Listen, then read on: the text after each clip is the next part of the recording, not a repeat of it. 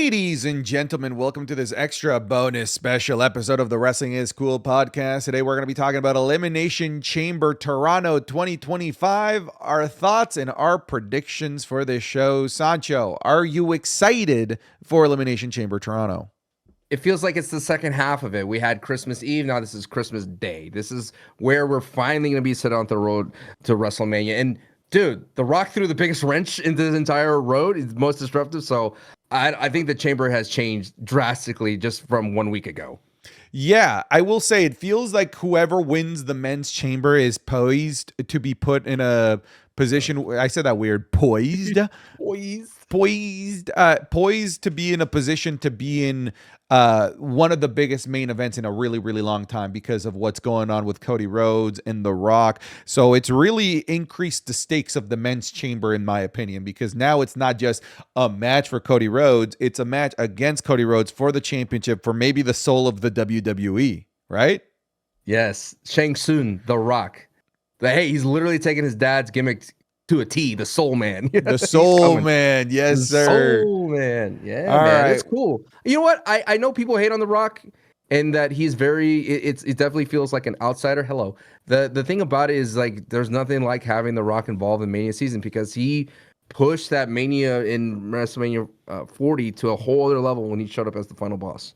I agree. It does change the dynamics. It does make it feel a lot more important. It does make it feel more like a road to WrestleMania. Funny enough, we said that one of the things that just felt like it was missing from this road to WrestleMania was just this like excitement that was created by The Rock last year. I don't think that we have the same level of excitement yet, but I think there is something now with The Rock's promo, one in Cody's soul. Yes, the promo was bad. We've talked about this at length in the podcast, but the actual substance of the promo is what makes this really fascinating, and the ripple effects that could come about from taking Cody's soul makes this fascinating and makes Elimination Chamber just feel like the stakes are significantly higher. But we're gonna go through things on a match by match basis here, Sancho. Before we do, just want to remind those that are watching this on YouTube that this did come out early on patreon.com/SantiZap. Over there we also uploaded the podcast, which is already up, and a whole host of extra content that never gets uploaded over there, so go check it out. patreon.com/SantiZap, link in the description, link in the pinned comment.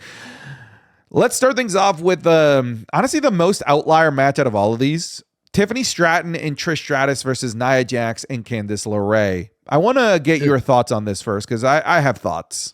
It's a strange pick because it's like Tiffany Stratton has to be the face of this matchup with Charlotte Flair and Mania. And I don't know if this is the way you would like to build up Tiffany Stratton. I think Tiffany Stratton needs to be built up higher to go up against the Charlotte Flair.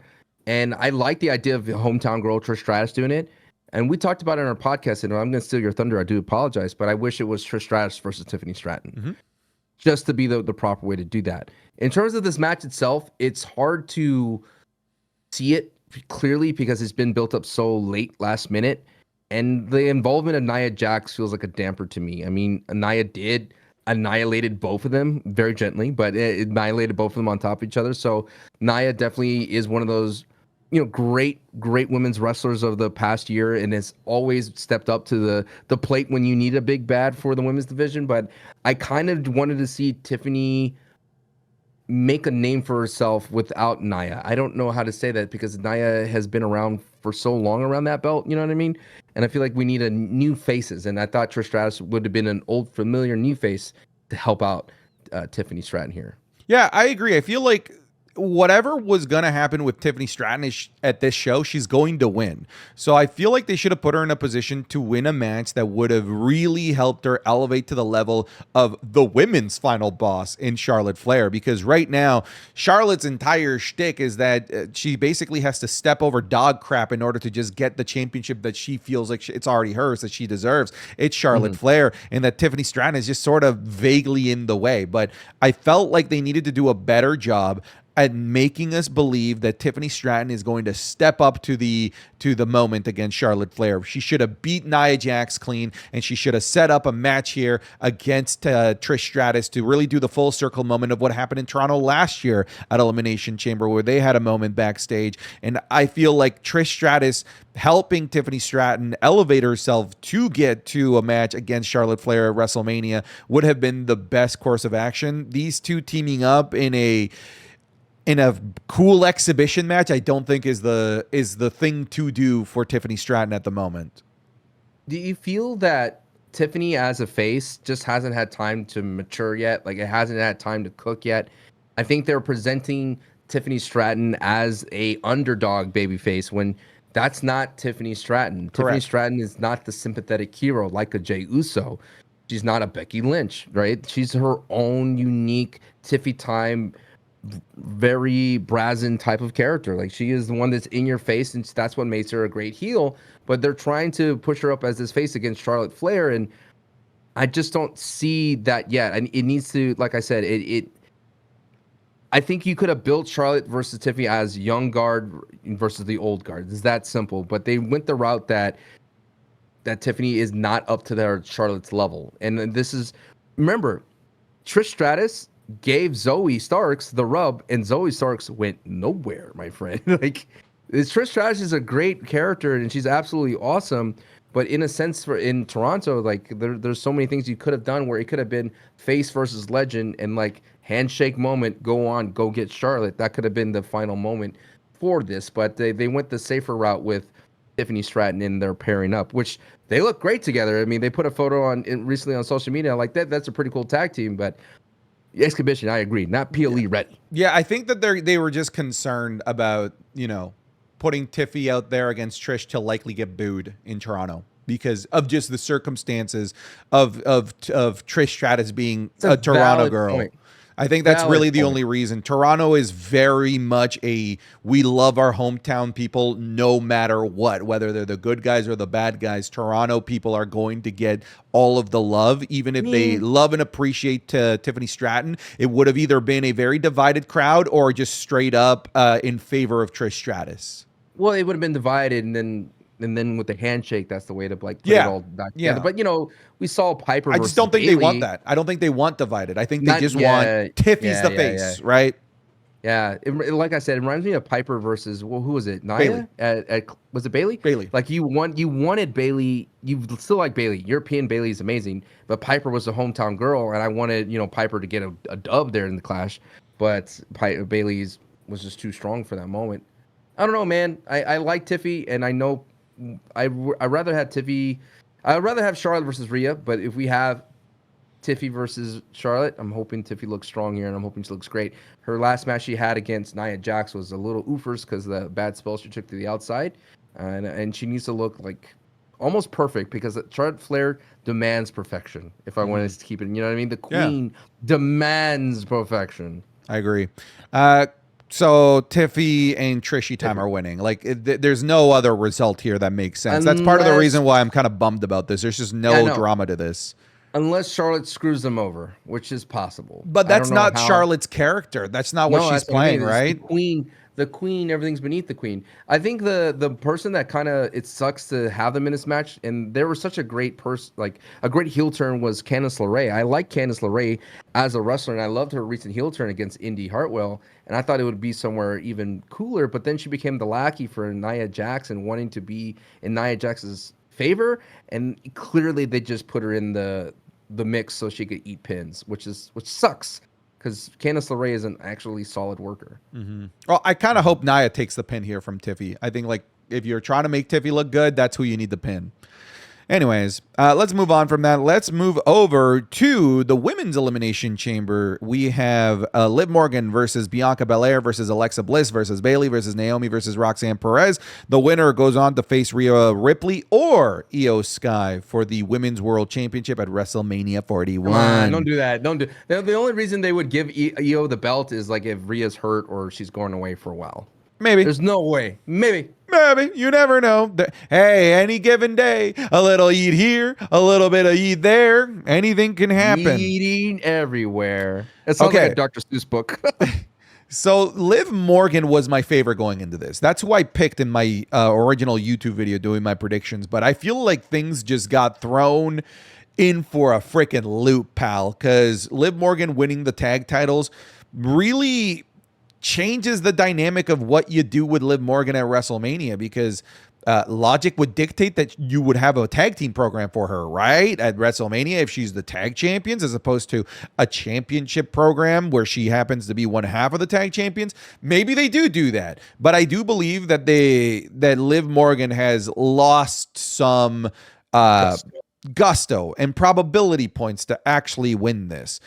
So I'm actually going to go with the person that I always thought was going to face Rhea Ripley from once the dust settled of WrestleMania 40. I'm going to go with Bianca Belair. I think that Jade comes in here, and the Jade match that we have at Mania isn't going to be Bianca. I think it's going to be Naomi. I think that the paths might take us towards Bianca Belair versus Rhea, which is the biggest match available in the women's roster right now. You've already taken away the possibility of Rhea versus Charlotte Part 3.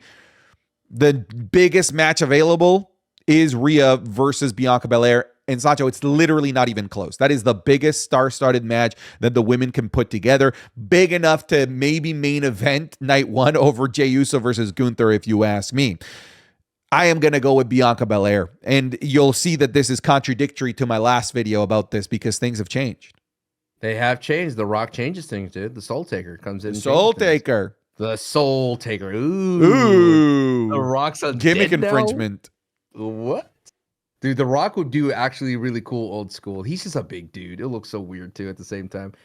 I want to add to that. We're on page here. I like Bianca Belair because of where everything has changed. I think what's going to happen is, I mentioned this in the podcast, where Jade's going to come into the chamber and you're going to have a moment of here, like, who's she going to attack here? She's going to take out Naomi, thus causing Naomi her run at Chamber, Naomi and Mania with Jade Cargill. The reason why I think, and then Bianca will be the winner out of all that. Like, it's just going to how it all shakes out. Yes. Okay, so we're both in agreement on Bianca Belair then.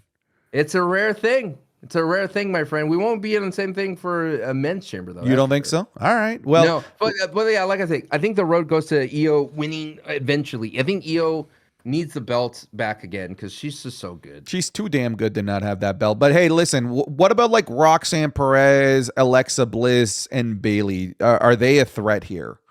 Well, that's why I had my problem, and then I posted this video, and it did really well on TikTok. It started a conversation of Royal Rumble winners and Chamber winners. You said they should not pick until after Chamber, which I agree on, but there needs to be some kind of mystery going to Chamber because everything's been taken off the board. Like, so many characters and so many fascinating chances. The idea of Roxanne Perez going the distance and winning sounds so good to me, but that's not going to happen. The idea of Alexa Bliss coming from a 2-year hiatus, coming back and using the power of Wyatt Six and Uncle Howdy and all that would have been cool, but all that's not going to happen. I mean, the second match that you talked about that's the biggest beyond Bianca Belair is Alexa Bliss. Mm-hmm. If they're going to pull that trigger, if they're going to go spooky and get Rhea spooked out that way, maybe. But I don't know. There's not enough time to build up any other matches for Rhea Ripley. Because you know what's going to happen is Rhea Ripley's going to come and be like, I'm always on. We've seen it before. I'm always on top. I'm mommy. You're not on my level. She even did it with Io Sky, which was so frustrating to me. Like, I want Rhea Ripley to be a baby face that could still put someone over without saying that she's the most dominating presence. Does that make sense? Sure. Because it's like, why would you cut that kind of like a heel-like promo about Io Sky, and Io Sky was standing right there the whole time, and then not put Io Sky over as like she's one of the best of the world? And I cannot wait to face someone like that on Raw, Netflix, that yada yada, versus like, hey, I'm always on top. Like, all right, you know, that's what's gonna happen with Bianca Belair, right? That's the problem with this chamber. If it's not Liv Morgan, who has history, the next person is going to be very surface level feud. The only thing that Bianca Belair would have to deal with is the Jade and Naomi fallout. But Bianca versus Rhea is the best of the best. Who's the best of all time? Is Bianca to be the EST or Rhea Ripley going to be the mommy on top? Surface level stuff. Still banger of a match. Still high quality, but that's where we're at. Okay. Let's move on here from matches and let's talk about Cody's soul. We're going to have a segment here where Cody Rhodes has to answer the final boss. It's going to be Soul Line rules. We can keep this quick, although maybe The Rock won't. Maybe The Rock will stretch this out to be 45 freaking minutes. I hope not. I'm going to be there. I don't want to listen to The Rock yap about how him and Cody are friends. Oh, you would sit there and be like, Rock, take my soul. Rock, take me. I don't think that Cody sells his soul here at all, but I do think that this is going to set off the chain of events for things to happen at WrestleMania for whoever it is that ends up selling their soul to The Rock. But I think the answer is just going to be no, Rock. I will not sell my soul, Rock. I will not. This is the people's soul, not your Why are you soul. talking with Lith there? Well, he's got a little bit of that. He does. He does. I think it's going to be one of the craziest segments of the show, and people are going to be standing on their feet, screaming, "No, no, no!" Like, don't do it, Cody. And I think the most interesting part of this is the go home for Raw was Seth Rollins cutting Cody off and saying, "No, dude, like, what are you doing? Don't you literally? I sacrificed everything that I have for you to get this belt. Like, don't do it." And Cody was hinting that he would probably do it for his family. That's the one vulnerability of every superhero, my friend. Their family.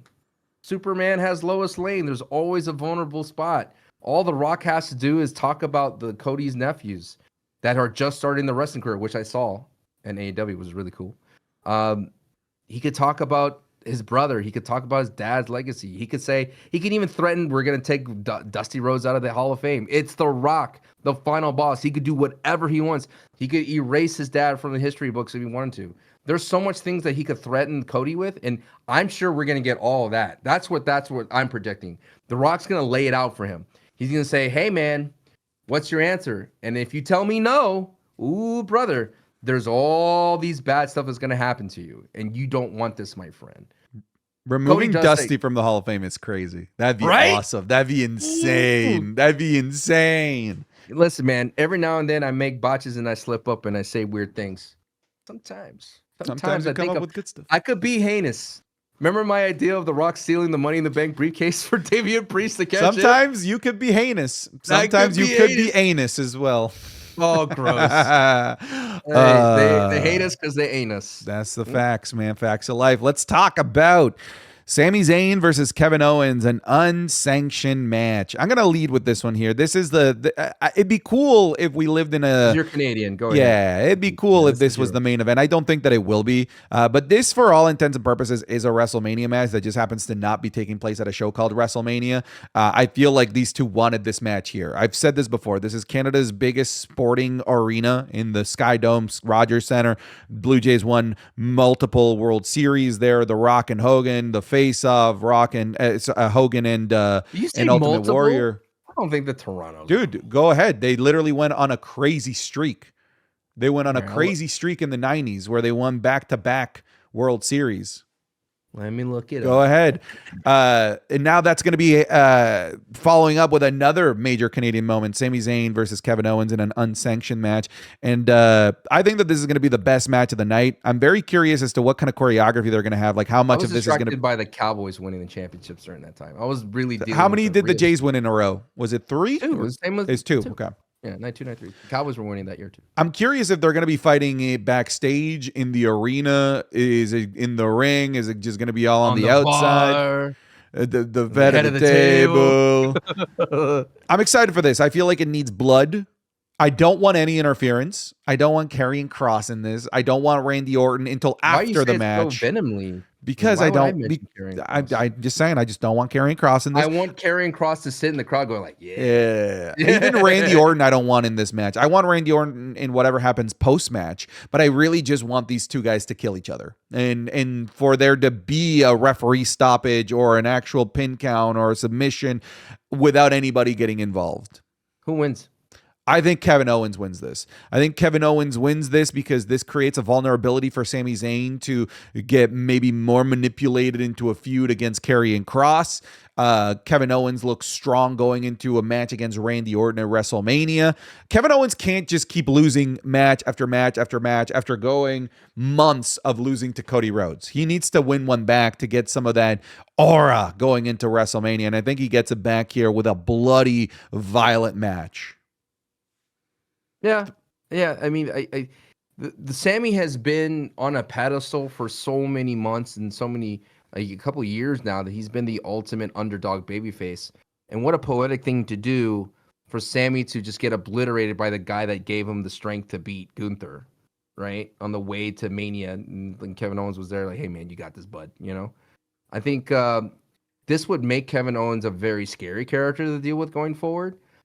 I think what's going to happen, what if, they've done this so many times in wrestling, but what if Kevin Owens threatens one of his family members? I mean, they literally showed him crossing the line standing outside his house. That's a possibility. If the families are going to be in attendance, I think that's what opens the door to Kevin Owens. Because Sammy's not going to give up. Sammy's not going to lose, but he would. Once again, superhero's weakness is family. But remember, Sammy said that he was willing to go there too. Like, well, Sammy he did. says He just had a conversation and some tea with Kevin Owens' mom, apparently. Yeah. He was sitting outside of it like a little stalker. And the mom was like, "What are you doing here?" He's like, "Oh, Kevin just asked me to come by to see the air conditioner was running. Hang out." So Kevin Owens for you too here. I just don't. I would not. I don't want to be in a world where Sammy wins and then he has it, holding high and annoying people with like, "Hey, I know what's it like facing your own friends, and you don't want to face your own friend. It will change you. Please, Gunther, don't face Ludwig Kaiser." I don't want that version of Sammy, so I'd rather have Kevin Owens continue on his path, because we got to remember they've invested so much in this heel Kevin Owens. He pile drove Randy, pile drove Cody, and he got obliterated by Cody. So I think he needs a win back somewhere here, and I feel like Kevin Owens has been nerfed ever since for the longest time. Does Randy Orton come back? And if he does, during or after the match? I think it'd be a great question. I think what they're gonna do is the same thing where Cody was obliterating Kevin, Sami came out, but it's gonna be post. So basically, Randy's gonna be that guy for Sami, and then that's gonna make Kevin Owens more upset that there's no one for him like that. Okay. And it's gonna be post. Like, Randy's like, oh my god, what's going on? Maybe running for a save, scare away Kevin Owens. There's so many possibilities they can do with Randy, but Randy Orton is a sorely missed character because we need him for Cody Rhodes too. Like, that's what's so bizarre to me, that they shelved Randy to this ride to WrestleMania so far, because he's needed for Cody. What if Cody could talk to Randy and be like, "Dude, The Rock wants my soul. What do I do?" You know what I mean? But there's a reason why they're doing this, and like I said before in the podcast, is they trying to make Cody feel like he's on his own little island. There's no Arn Anderson for him to talk to. He doesn't have Pharaoh anymore on the road with him. I would love to have a segment with his wife to talk about it. And I want his wife to be like, "Well, honey, maybe you should consider. I mean, we need X, Y, and Z for the family." See what I mean? There's so many interesting things that they could pull from Cody and The Rock that I don't think any other wrestler could pull that out of Cody right now. Because we've been saying this for the longest time, is all roads lead to The Rock and Cody at some point, somewhere, in the ring, out of the ring. But everything else has been B tier for Cody. Rock is like A tier, Roman A tier. All right, well, let's move on to the men's Elimination Chamber match, where the winner goes on to face Cody Rhodes, soulless Cody Rhodes, perhaps, at WrestleMania 41. WWE. In the presumptive WrestleMania 41 Night 2 main event, we have John Cena versus CM Punk versus Drew McIntyre versus Logan Paul versus Damian Priest versus Seth frickin' Rollins. I took over the women's chamber. I'm going to pass it over to you. Pass the baton. What you think? The only reason why I think it's like a Magic card. When you ever played Magic? I'm a Yu-Gi-Oh guy. Okay, whatever. I get girls. The only thing is, there is a card that is in the back of my mind that is I'm waiting for CM Punk to play, and that's Paul Heyman. And there's a lot of people that don't put stock in Paul Heyman's power. But if you want to talk about the devil and the final boss, then Paul Heyman is that guy, and he has been that guy for years. And I think CM Punk is going to play that card, and CM Punk wins the chamber for that reason. Now, it could be as lame as a favor that he enters the chamber last, and they could say on the commentary, and that would piss me off so much. That'd be so lame. Right? This must be Paul Heyman's favor. Oh, that'd be so annoying, right? Or like the CM Punk's chamber lights up, and then he goes, That'd suck. Yeah, right? That would suck. That wouldn't be good. That would be good. Right. So I think it has to be CM Punk, because if it's CM Punk does not win here, then it leads to Logan Paul, and that's like that's a weird. See, you don't want that either. So I'd rather see CM Punk win here, and I want the last two of the Chamber to be CM Punk and John Cena, just for old time's sake. Me too. To talk about two warriors of the past, one hanging on by his last thread, the other who's been overlooked, who is on his last gas of tank as well, going at it for a chance. Now, if you're a WWE, like you feel weird about WWE, you'd be like, these are the oldest dudes in the ring, basically, taking someone's spot to go against Cody. But if this is the last ride for John Cena, give him his best villain to go out against as well on the Chamber, and that's CM Punk. And if you want to see ring psychology and storytelling at its apex, I want those two. But I want CM Punk to win because of the Paul Heyman boost. Okay. So I think CM Punk makes it into the main event of WrestleMania in some way, shape, or form with this favor. I think the favor, when we're this far along the existence of the favor, is one of two things now.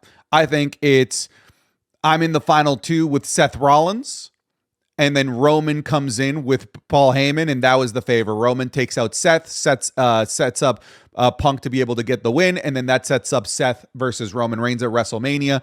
Roman looks at Punk and says, "We're even," or something like that, right? And that's how Punk goes into your yard now. Maybe that's how Punk gets into the main event. That would require Cena to get eliminated earlier, which would kind of suck. There's also the possibility where Cena wins this outright. And the favor is that Punk gets put into a triple threat scenario, and it's Punk versus Cena versus Cody Rhodes. And funny enough, I feel like that triple threat, now that The Rock has entered the picture about selling your soul, that's the match I want, because now we have two prime suspects as two individuals that could sell their soul in the event that Cody Rhodes does not. And that would be freaking awesome to wonder, like, ooh, is it going to be Cena? Is it going to be Punk that turns and accepts the favor of the final boss during the main event? So here's what I'm going to say. I feel like, because we already have fantasy booked Jade Cargill breaking into the Chamber, I don't see it happening twice in the same shtick twice. So I don't think Roman breaks into the Chamber to take out Seth Rollins. I think Cena wins. And the favor comes back afterwards, and Paul Heyman uses his political strings to put CM Punk into the main event, which could then work even deeper into, hey, this had strings attached to it from the final boss, then maybe you're now his champion and your soul belongs to the final boss. That could be things that could be underneath the carpet that get revealed in the Mania main event. That would be pretty awesome. Here what happens. Mania, the Chamber, Raw after Chamber, or even SmackDown. It's like, John Cena's going to win. And then all of a sudden, Paul Heyman's walking to a door, and on the door it says, The Rock, the final boss. And he knocks on it. And he goes, "Can I come in?" And The Rock goes, "Sure, come on in. What do you have for me, Paul?" And the door closes. You're like, oh my God. And then The Rock makes an announcement. Hey, Cody, remember that you told me no? Well, this is all going to make your life a living hell. Now, instead of having you go up against John Cena, you're going to go up against CM Punk as well. All right. This is the beauty of adding The Rock, even if the execution of the promo was so bad. We've talked about this on the podcast at length. The substance adds so many interesting scenarios to fantasy book here, but we'll leave it there. You've got Punk. I've got Cena.